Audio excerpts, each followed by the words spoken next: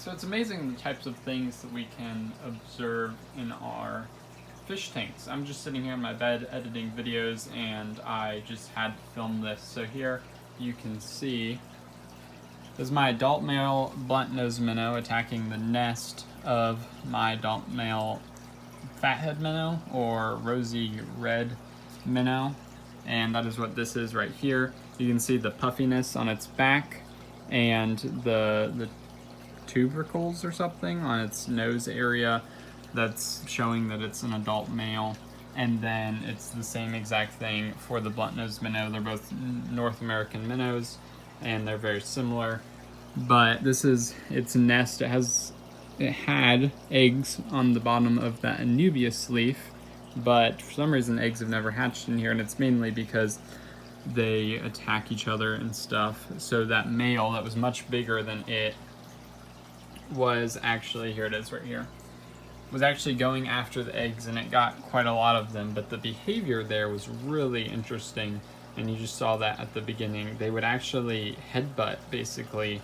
They would like go at each other head to head, which is pretty crazy, and that's why I've really enjoyed this aquarium, because it's a 125-gallon tank with like 29 fish in it, and I can really specialize and see the different fish behaviors and different things. So I have the minnows and like a couple adult male minnows, and then I have koi catfish, and those are the two main species that are in here.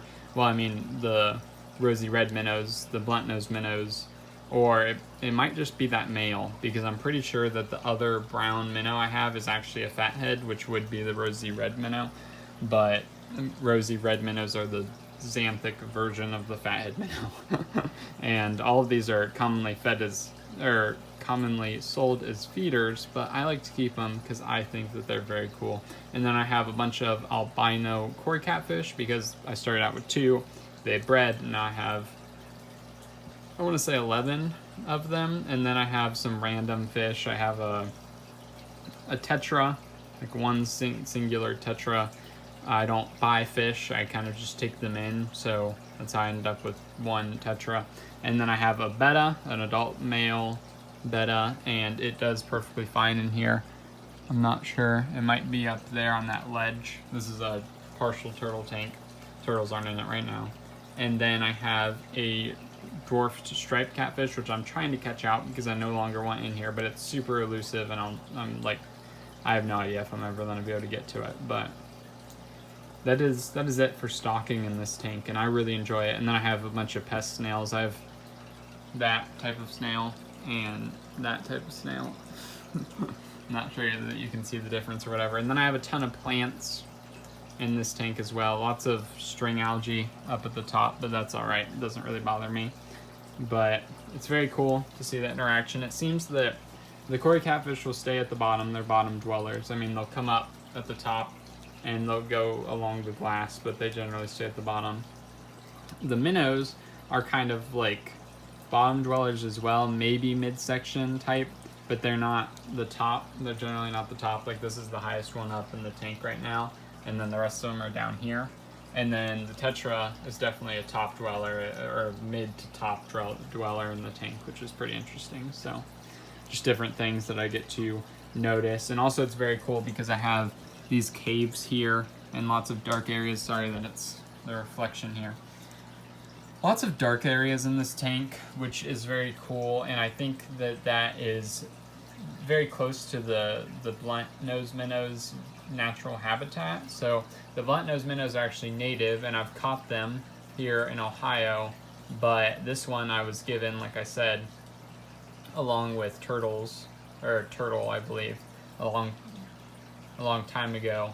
So I know what the native range looks like because I've caught these guys before, and also I've read about them, their breeding stuffs, and they tend to lay eggs up on the bottom of something. So I'm pretty sure that blunt-nosed minnow has eggs down here. It's mated with one of the other minnows, and then this one is doing the same thing. And there's even been another nest on the other Anubias leaves right there, but there isn't right now. But what makes me think that the other brown minnow here is a fathead is because it looks a lot like the rosy red minnows, but also I've seen it breeding with that male. And that male, I can tell that that's been the main male for the rosy red minnows, because it has that stripe on it. So you can see that vertical stripe there, which I'm assuming is some type of birthmark type of deal. I don't think that's like a natural coloration on it. It's kind of random. So that's pretty interesting.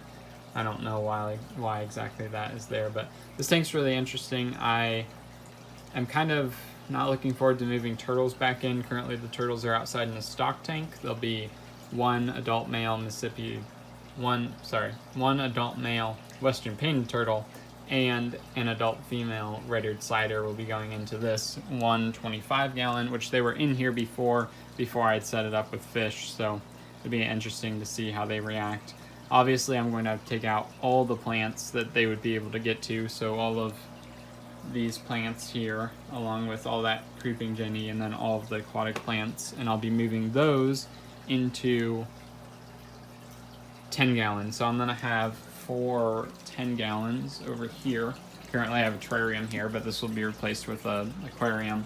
So these are all spots for 10 gallons. The stand is 18 inches across, or maybe 19, and these are, I want to say 20 or 21 inches. I'm not exactly sure. And then they'll be placed like that. And I'll have one for the betta, because the betta can't go in with the turtles. And then all of them will be planted up with whatever plants are in here. And then I'll have one for guppies, like that down there.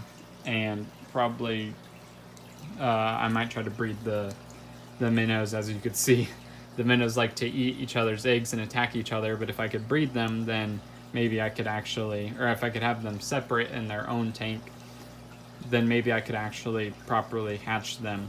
And considering how, I think it's maternal, this adult male is, he could probably raise the babies, I'd imagine, or raise the eggs, I'd imagine. So hopefully I will be able to do that in the future. And I already have those tanks and really everything to set them up. I just have to kind of set them up, and that will be it for this tank. Also, I have 2 baby koi catfish in there. They're not really babies. They're about the same size now as the ones that are up in the other tank, but I'm reluctant to add them in. You know what? That looks like an endler. So some of these guppies may not be guppies, and I'm pretty sure that's an endler right there, because I got them from somebody, and I don't know. They could very well be endlers. That's pretty interesting. But I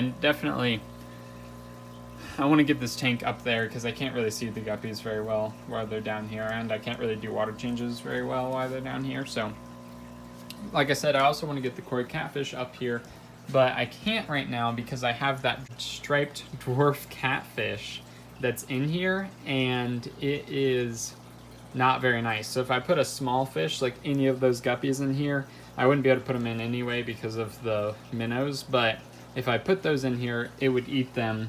And it would also eat small koi catfish, at least I believe it would, because it is quite large. It's like 4 or 5 inches.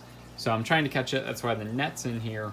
But unfortunately, like I said, it's very elusive. If I come up to the tank while it's out, then it's just going to dart back, and I just have no idea what I'm going to do, because I have this huge, like 6-foot piece of wood in here, and then I have all these rocks and stuff, and it hides back there.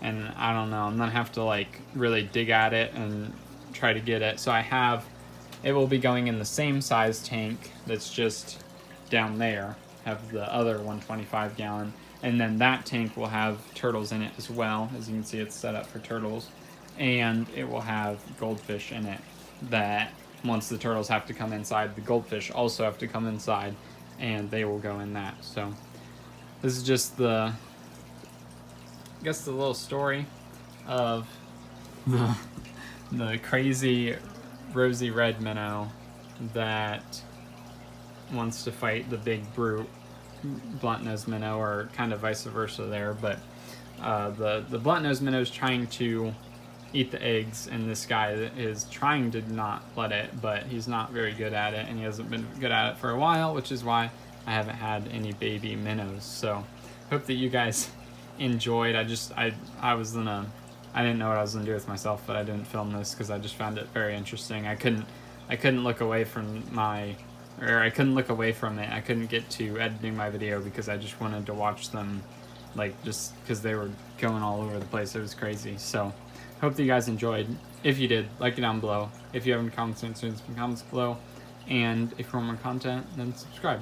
Have a fantastic day.